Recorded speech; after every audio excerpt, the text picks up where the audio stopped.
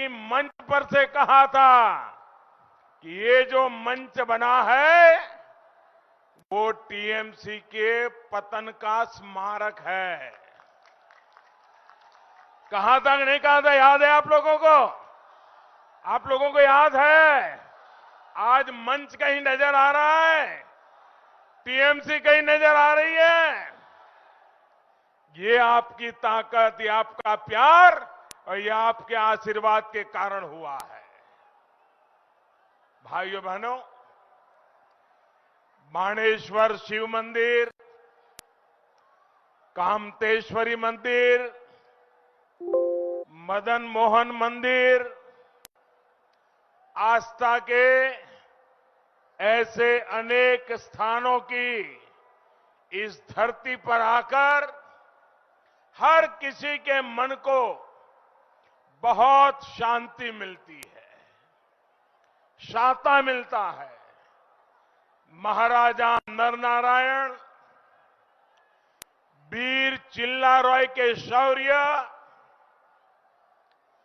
ठाकुर मदन मोहन जी और ठाकुर पंचानन वर्मा जैसे महान सपूतों के योगदान से ये भूमि समृद्ध हुई है। आज तो ऐसे अवसर पर कूच विहार आया हूं जब बीजेपी अपना स्थापना दिवस मना रही है। बंगाल की इस धरती ने बीजेपी को विचार दिए हैं, बीजेपी को संस्कार दी है, बीजेपी को प्रेरणा दी है, बीजेपी को निरंतर ऊर्जा दी है। डॉक्टर श्यामा प्रसाद मुखर्जी, जिन्होंने हमारे लिए राजनीतिक रास्ता तय किया, जिन्होंने हम जैसे करोड़ों कार्यकर्ताओं को आदर्शों को लेकर राजनीति में जीने का, जनता के लिए जूझने का और शरीर का कण कण, समय का पल पल जनता की सेवा में लगाए रखने की हमें प्रेरणा दी। ऐसे डॉक्टर श्यामा प्रसाद मुखर्जी ने बहुत महत्वपूर्ण बात कही थी। इसी बंगाल के सपूत डॉक्टर श्यामा प्रसाद मुखर्जी ने बहुत महत्वपूर्ण बात कही थी। उन्होंने कहा था, भारत का यश, भारत की आध्यात्मिक महानता, भारत का सत्य और आत्म के विचार, भारत में पनपी मानवता की सेवा की भावना और भारत के जन जन का सर्वोच्च शक्ति की विराटता में विश्वास से आगे बढ़ने का चार बहुत महत्वपूर्ण बातें जो देश को आगे ले जाएगी। आज इसी प्रेरणा से देश की कोटि कोटि जनता देश का यश बढ़ा रही है, देश को आत्मनिर्भर बना रही है। देश के इस संकल्प की सिद्धि में भाजपा भी दिन रात जुटी हुई है, एक एक कार्यकर्ता लगा हुआ है। भाइयों बहनों, मुझे यहां आने में देरी हुई। देरी इसलिए नहीं हुई कि मेरा हेलीकॉप्टर लेट हुआ था। हेलीकॉप्टर से यहां आने तक रास्ते के दोनों तरफ ह्यूमन चेन नहीं, ह्यूमन वॉल था, ह्यूमन वॉल। जितने लोग यहां हैं उससे ज्यादा लोग पूरे रास्ते भर, उसमें भी माताएं बहनें इतनी बड़ी तादाद में आशीर्वाद दे रही थी। भाइयों बहनों, आज 2 मई को जब ये चुनाव के नतीजे आएंगे, 2 मई को बंगाल में बीजेपी सरकार बनने के बाद यहां भी विकास का, प्रगति का अभियान और तेज किया जाएगा। बीते 2 चरणों के मतदान में दीदी का जाना तय हो चुका है। पिछले 2 चरणों में बड़ी संख्या में लोग अपने घरों से बाहर निकले हैं, लंबी लंबी लाइनें लगाकर बीजेपी के पक्ष में वोट दिया है। आज भी बहुत अच्छी वोटिंग की खबरें आ रही है। बंगाल में बीजेपी की ऐसी लहर चल रही है, ऐसी लहर चल रही है जिसने दीदी के गुंडों, दीदी के भय को किनारे लगा दिया है। साथियों, मैंने सुना कि दीदी इन दिनों एक सवाल पूछ रही है। आपने भी सुना होगा, दीदी एक सवाल पूछ रही है कि क्या बीजेपी भगवान है, जो उसे पता चल गया है कि पहले 2 चरणों में बीजेपी की बड़ी जीत मिल रही है। आदरणीय दीदी, ओ दीदी,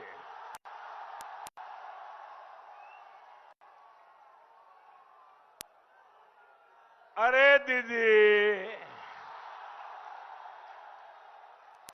हम तो मामूली इंसान हैं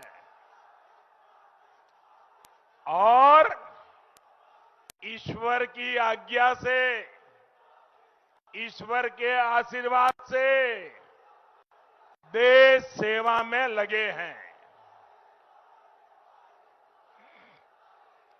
दोस्तों, आपका प्यार मेरे सर आंखों पर,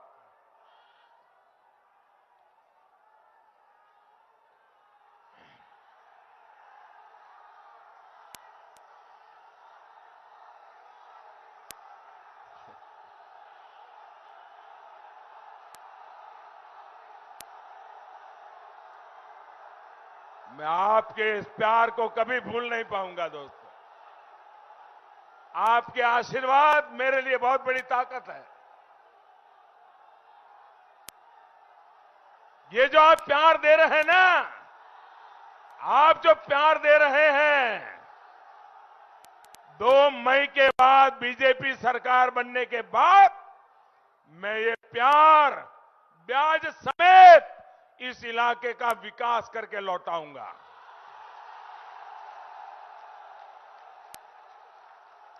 ये आपका प्यार कभी बेकार नहीं जाने दूंगा।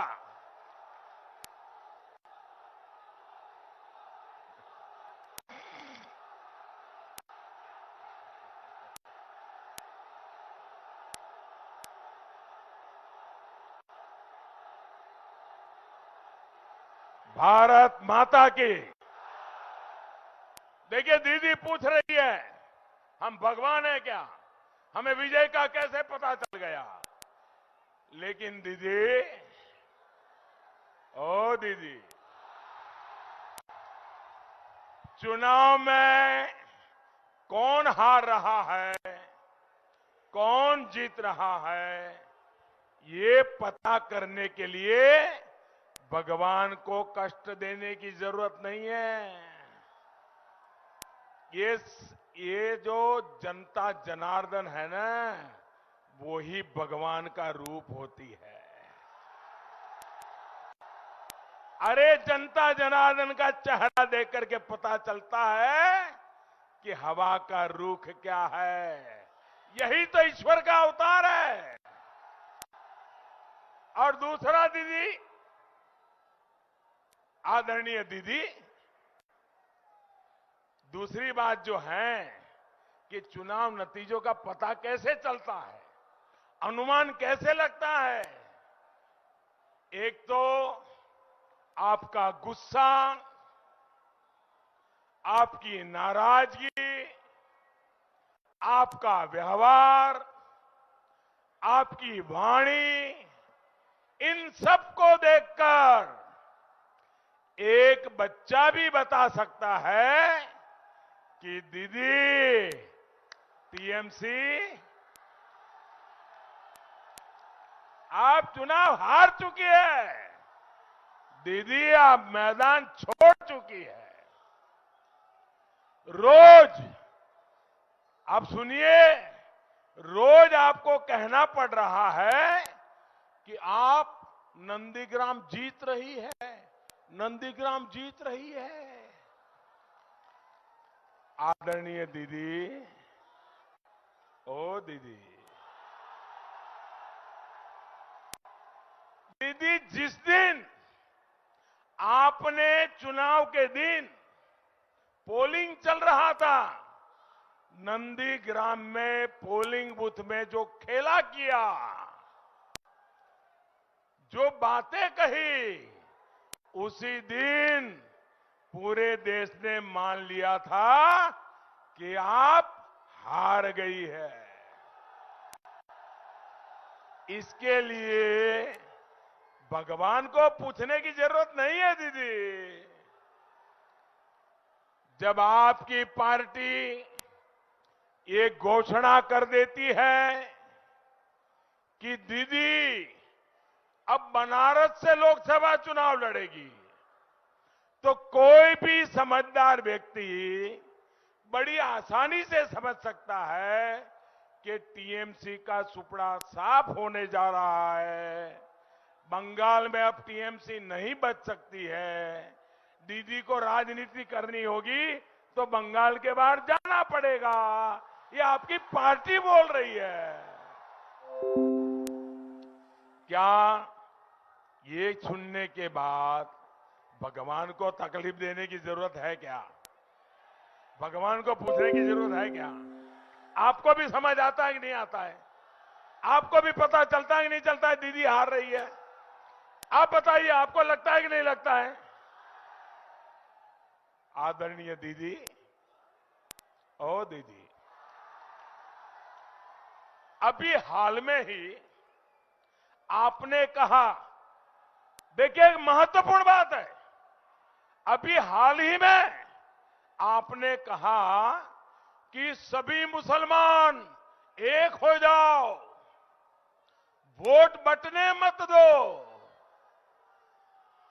दीदी, आप ये कह रही है, इसका मतलब है कि आपको यकीन हो गया है कि मुस्लिम वोट बैंक की आपकी जो ताकत आप मानती थी, वो मुस्लिम वोट बैंक भी आपके हाथ से निकल गया है। मुस्लिम भी आपसे दूर हो गए हैं। आपको पब्लिकली ऐसा कहना पड़ रहा है, इसी से पता चलता है कि आप इलेक्शन हार गई है। आदरणीय दीदी, ओ दीदी,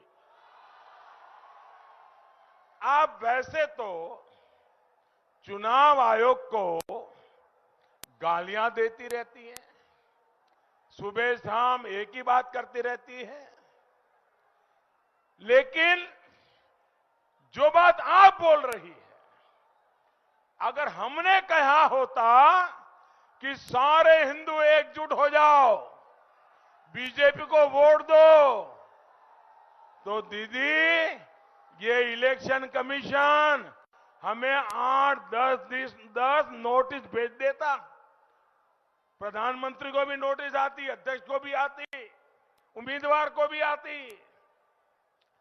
अरे इतना ही नहीं, सारे अखबार देश के पहले पेज पर भरे पड़े होते और दुनिया भर के एडिटोरियल लिख करके हमारे बाल नोच लिए होते।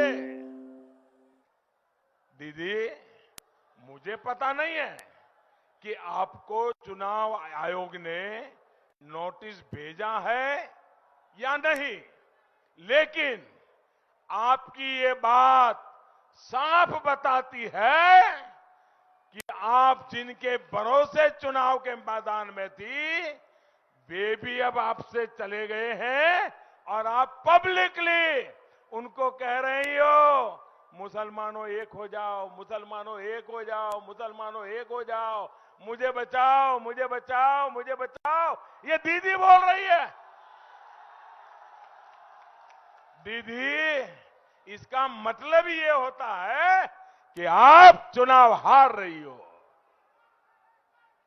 दीदी, जिस चुनाव आयोग ने 2 बार चुनाव करा करके आपको मुख्यमंत्री बनाया, आज आपको उस चुनाव आयोग से ही दिक्कत होने लग गई। ये दिखाता है कि आप चुनाव हार चुकी है। जिस ईवीएम ने वाम के शासन को उखाड़ फेंकने में आपकी मदद की, बंगाल के नागरिकों की इच्छा का आदर ईवीएम मशीन खुद करता है। एक एक नागरिक की इच्छा ईवीएम में कैद होती है। आज आपको उस ईवीएम से भी समस्या होने लग गई। जब आप ईवीएम को गाली देती हो, आप इलेक्शन कमीशन को गाली देती हो, तो मामला पक्का है कि आपका खेला शेष है। ये दिखाता है कि आप चुनाव हार चुकी है।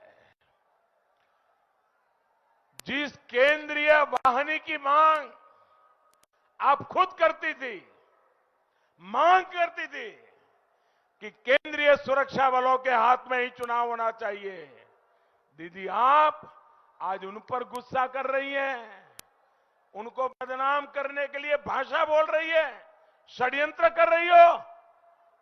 ये दिखाता है कि आप चुनाव हार चुकी है। दीदी, आप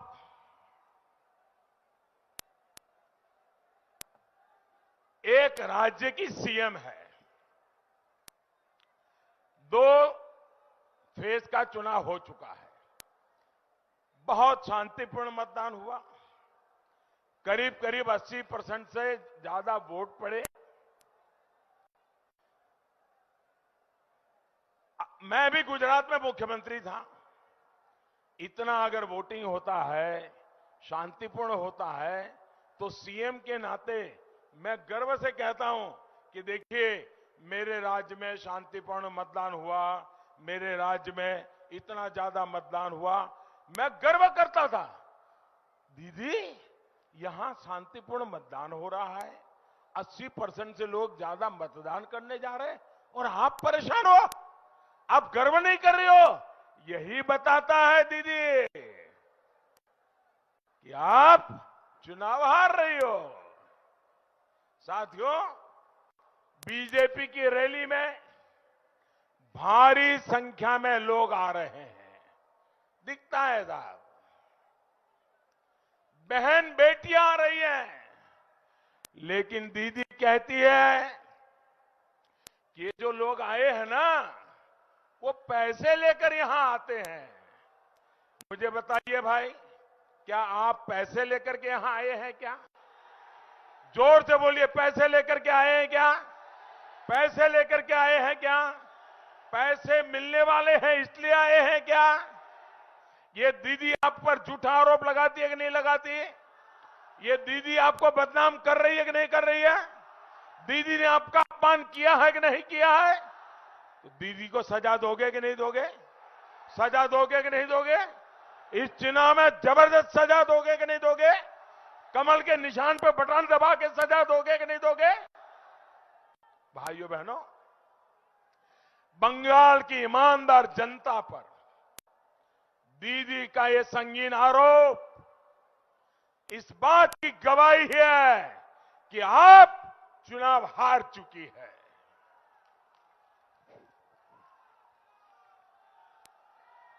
दीदी को तिलक लगाने वालों से दिक्कत है, भगवा वस्त्र धारण करने वालों से समस्या है। ये दिखाता है दीदी जमीन खिसक चुकी है, आपका हारना तय है दीदी। दीदी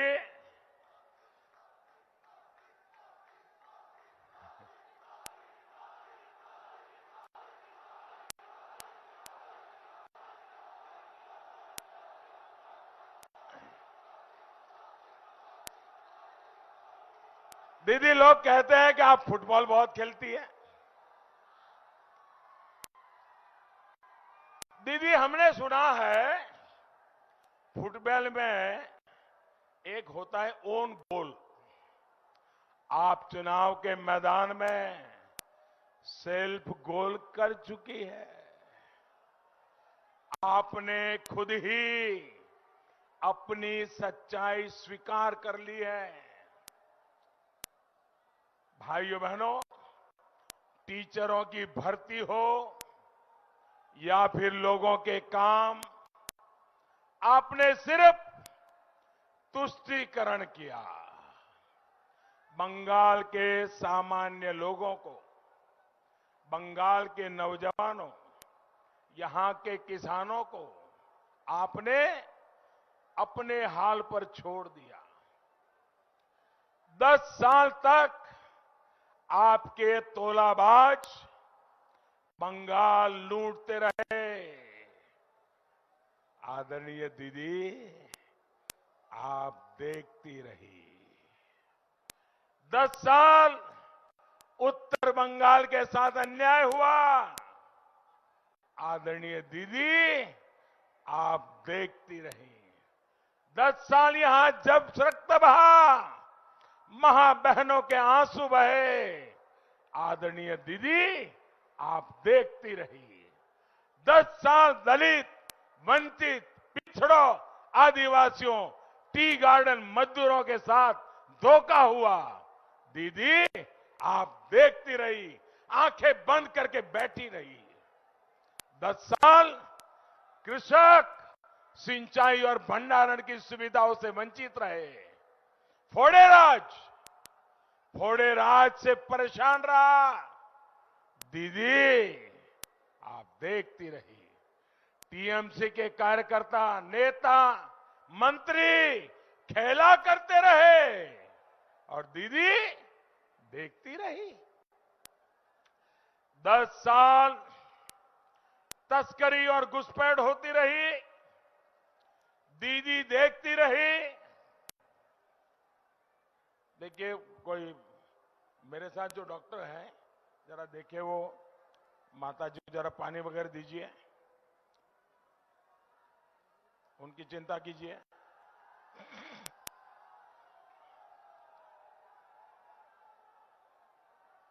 पानी वगैरह दीजिए उनको। हाँ, मेरी टीम के डॉक्टर वहां पहुंचे तुरंत। हाँ। 10 साल अवैध खनन, तस्करी, ड्रग्स का सिंडिकेट फला फूला और दीदी देखती रही। साथियों, अभी हाल ही में जो टैप आया है, उसमें कई बातचीत ऐसी उजागर के हुई है, दीदी के 10 साल का पूरा रिपोर्ट कार्ड दे रही है। दीदी, आपने बंगाल में एक नया टैक्स शुरू कर दिया, वाइपो सर्विस टैक्स। वाइपो सर्विस टैक्स गरीब मां बहन ने मेहनत का वो वाइपो सर्विस टैक्स में चला गया। बंगाल का युवा एक एक टका के लिए तरस रहा है। और वहां 35-40 करोड़ एक महीने में आ रहा है। इसी वजह से आज बंगाल के कोने कोने से आवाज आ रही है, चलो पलटाई। बंगाल के कोने कोने से आवाज आ रही है, चलो पलटाई। जोर से बोलिए, चलो पलटाई, चलो पलटाई। मेरे साथ जब भी मैं कहूंगा बोलते चलिए, मिथ्यार खेला शेष कोरते, चलो पलटाई, चलो पलटाई। मिथ्यार खेला शेष कोरते, कटमनिर खैला के दाव विदाई। हिंसा राजनीति के दाव विदाई। महिला सुरक्षा बारनो जोन्नो हारानो गौरव फेरानोर जोन्नो सोबाई मिली भाई, चलो पलटाई, चलो पलटाई। तृणमूल के दाव विदाई, तृणमूल के दाव विदाई। भाइयों और बहनों, पश्चिम बंगाल में डबल इंजन की सरकार के भाव से कितनी परेशानी हो रही है, एक कुछ बिहार से बेहतर कौन समझ सकता है। यहां स्वास्थ्य सुविधाओं का अभाव है, लेकिन दीदी को इससे कोई फर्क नहीं पड़ता। दीदी तो केंद्र सरकार की स्वास्थ्य योजनाओं पर भी ब्रेक लगा देती है। आयुष्मान भारत योजना के तहत देश भर में लगभग 2.25 करोड़ से ज्यादा गरीब मरीजों को मुफ्त इलाज मिल चुका है, लेकिन दीदी की दुर्नीति के कारण इसका लाभ यहां के मेरे गरीब भाई बहनों को नहीं मिला। भाइयों और बहनों, केंद्र सरकार हर घर, हर खेत को पर्याप्त पानी देने के लिए निरंतर कोशिश कर रही है, लेकिन दीदी की सरकार ने केंद्र की कृषि सिंचाई योजना को यहां ठीक से लागू नहीं होने दिया। साथियों, हमारी बहनों का बहुत बड़ा समय पानी के इंतजाम में लग जाता है। गंदे पानी से बच्चे बीमार होते हैं, लेकिन दीदी ने क्या किया? केंद्र सरकार ने हर घर पाइप से जल पहुंचाने की एक बहुत बड़ी योजना पूरे देश में शुरू की है। अभी तक देश भर में 4 करोड़ से ज्यादा परिवारों को नल कनेक्शन दिए जा चुके हैं, लेकिन पश्चिम बंगाल में नल से पानी पहुंचाने के लिए जो करोड़ों रुपए भेजे थे, वो भी दीदी तिजोरी में रख करके बैठ गई।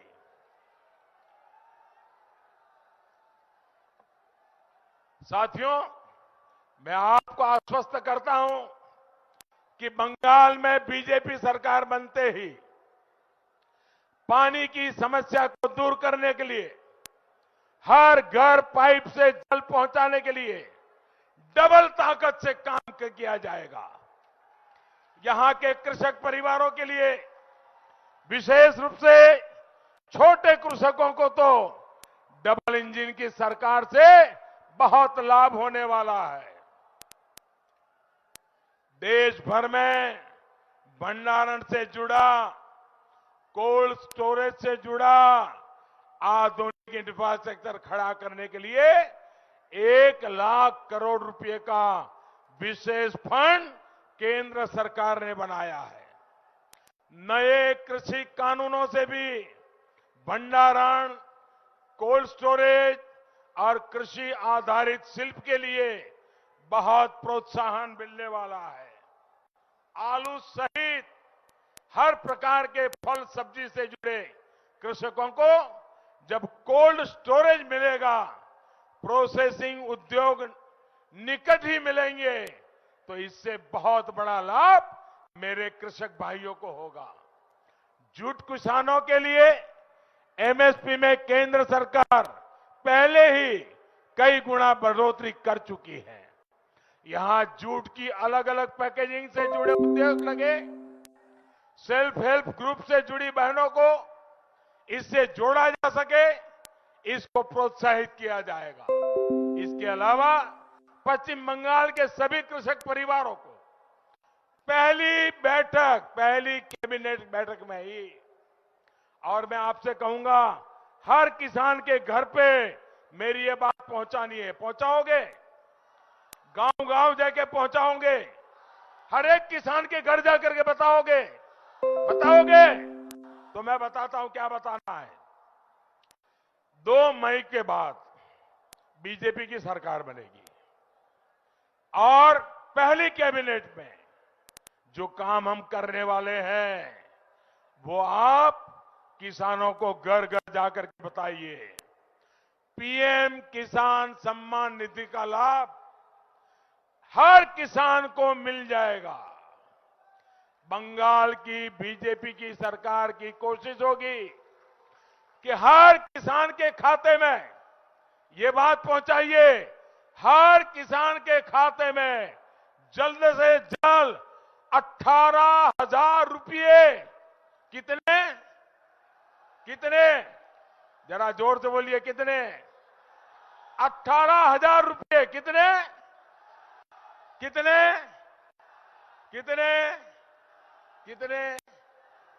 18,000 रुपये सीधे किसान के बैंक खाते में जमा हो जाएंगे। ये किसानों को जाकर के बताइए दोस्तों। चाय बागान में काम करने वाले श्रमिकों के लिए इस बजट में 1,000 करोड़ रुपए की विशेष योजना का भी ऐलान किया गया है। इसका लाभ इस क्षेत्र के भाई और बहनों को मिलेगा।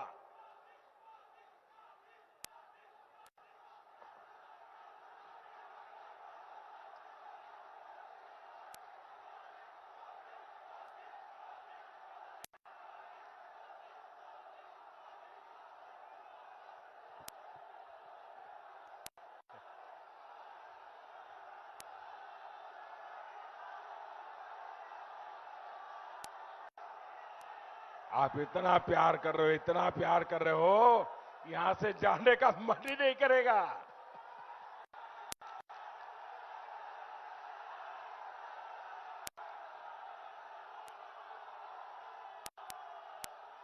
साथियों, मुझे कुछ लोगों ने बताया कि दीदी आजकल लोगों को धमकी दे रही है और दीदी के यहां से धमकी जा रही है कि वो जीतकर नहीं आएगी तो सारी सुविधाएं बंद हो जाएगी। आपनारा की एटा विश्वास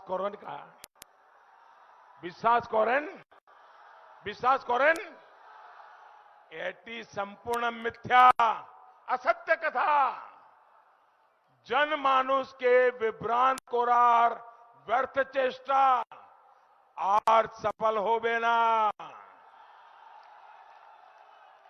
বাংলার মানুষ ভুল বুঝানোর চেষ্টা ধরে ফেলছে, কিছুই বন্ধ হবে না। आप लिख के रखिए, কিছুই बंद होवे ना। भाजपा सरकार समाजजन्य सामाजिक सुरक्षा, मासिक भाता, शिक्षा, स्वास्थ्य, खाद्य, मां बोने देर आर्थिक सुविधा, कृषक देर सुविधा दिते थाकबे। टाकार परिमाण एखोन থেকে অনেকটাই বাড়বে। থাকবে না कटमनी, तोलाबाजी, दुर्नीति, सिंडिकेट, राजनीतिक वंचना। भाइयों और बहनों, ये पूरा क्षेत्र प्राकृतिक रूप से, ऐतिहासिक रूप से बहुत समृद्ध है। यहां हमारी समृद्ध धरोहर है। भवैया गान जैसे अनेक पारंपरिक संगीत, नृत्य और साहित्य से ये क्षेत्र समृद्ध है। कूच बिहार पैलेस सहित है, आकर्षण है। जो टूरिज्म, जो धरोहर, यहां की असली ताकत है, उसी की दीदी की सरकार ने उपेक्षा की है। ठाकुर पंचानन जी के घर को सहेजने के बजाय टीएमसी सरकार ने जर्जर होने के लिए छोड़ दिया। उनके म्यूजियम की क्या स्थिति है, वे आप भली भांति अच्छे से जानते हैं। जब दीदी की सरकार द्वारा हाईवे, रेलवे, एयरपोर्ट ऐसे इंफ्रास्ट्रक्चर के प्रोजेक्ट्स को रोका जाएगा तो उनमें अड़ंगे लगाए जाएंगे, तो फिर टूरिज्म कैसे बढ़ेगा? दीदी की सरकार की बेरुखी का सीधा नुकसान यहां के युवाओं को हुआ है, नौजवानों को हुआ है। टूरिज्म के सेक्टर से बिजनेस मिल सकता था, चाकरी मिल सकती थी, वो पलायन के लिए मजबूर है। 2 मई के बाद डबल इंजन सरकार यहां हर प्रकार के इंफ्रास्ट्रक्चर के सामने की सारी रुकावटों को दूर कर देगी। साथियों, यहां स्थानीय गौरव को मजबूत करने के लिए बंगाल बीजेपी ने अनेक संकल्पों को पूरा करने का प्रण लिया है।